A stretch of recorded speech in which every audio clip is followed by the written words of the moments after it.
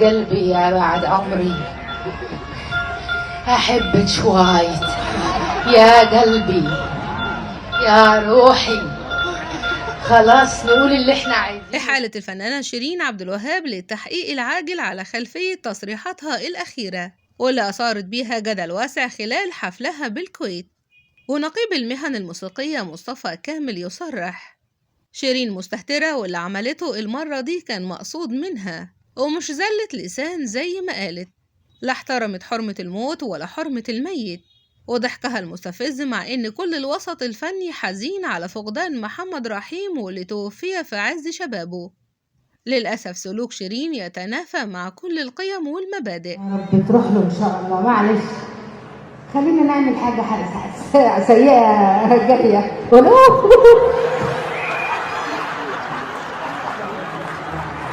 يا جماعة معلش خلينا نتكلم بالمواعيد.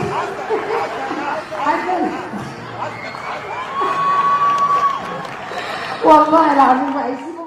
وكانت قررت نقابة المهن الموسيقية برئاسة الفنان مصطفى كامل تحويل الفنانة شيرين عبد الوهاب للتحقيق العاجل بعد حديثها عن الملحن الراحل محمد رحيم. وقال مصطفى كامل من خلال بيان أصدره: على مدار يومين كاملين وأنا بشاهد فيديو الفنانة شيرين عبد الوهاب خلال حفلتها الأخيرة بدولة الكويت، وحكمت العقل والقلب كتير فيما قيل على لسانها، ولكن هذه المرة غلبني صوت العقل وغلب إحساسي، وانتصر على إحساس القلب واللي دايما بيتعاطف ويساند ويدعم ويلتمس الأعذار للفنانة شيرين. ورأيت أن ما حدث من شيرين هذه المرة لا يعد إلا عبثا واستهتارا بكل القيم الدينية والمجتمعية والإنسانية والفنية ويستوجب المساءلة. لقد خيم الحزن والألم على الوسط الفني بأكمله منذ بداية علمنا بوفاة زميلنا صغير السن وكبير المقام الفني والإنساني، أخي وصديقي وصديق الجميع، الفنان الكبير محمد رحيم. اعتصرت قلوبنا جميعا مطربين وملحنين وشعراء وما زالت تعتصر حزنا على فراقه، في الوقت اللي غلب فقط على مشاعر شيرين عبد الوهاب عند ذكر محمد رحيم الإحساس بإلقاء الإفيهات غير المناسبة، مرة بعبارة نعمله سيئة جارية، ومرة دي هتبقى ترند. من بعدها ضحكها المستفز مختتمة المشهد المؤسف بوصف نفسها بالفضيحة. يا جماعة معلش خلينا نتكلم بالمواعيد. حسن والله العظيم بقى يسيبوا كل حاجة، دي هتبقى ترند دلوقتي دي. بلاش خلوني اتكلم انا فضيحة. لخبطوني حسيت. وذكر نقيب الموسيقيين في بيانه قائلا: سمحنا جميعا نقابة وإعلام وصحافة وجمهور شيرين عبد الوهاب الأخت والابنة والفنانة والصديقة كثيرا وكثيرا، وبررنا هذا التسامح بمكانتها الفنية والظروف المحيطة بها أسريا ونفسيا ومعنويا، قاصدين منا إعادتها لمكانتها. وإمعانا في التسامح قررنا عمدا أن نساند ونساعد وندعم دون رغبة حقيقية في التقويم.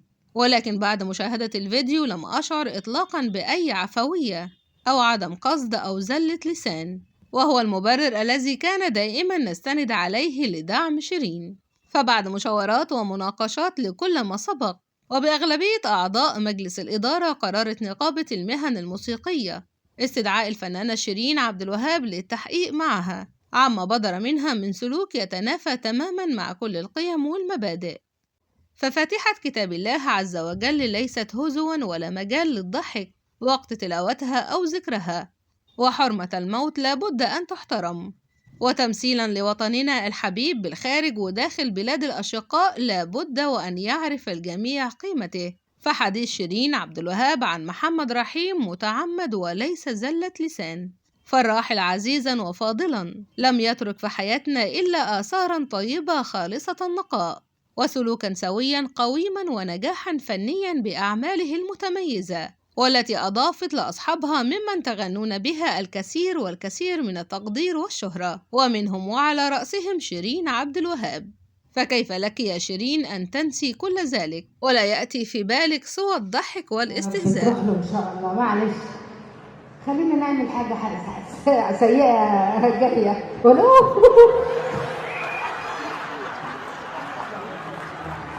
يا جماعة معلش خلينا اتكلم بالمايك.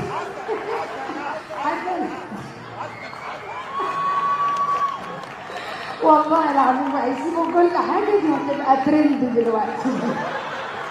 يا جماعه انا اتلخبطت، يا ريت اللي ينزل الفيديو اللي فيه ده. انا بعتذر، انا ما بلاش تخلوني اتكلم انا فضيحه. لا.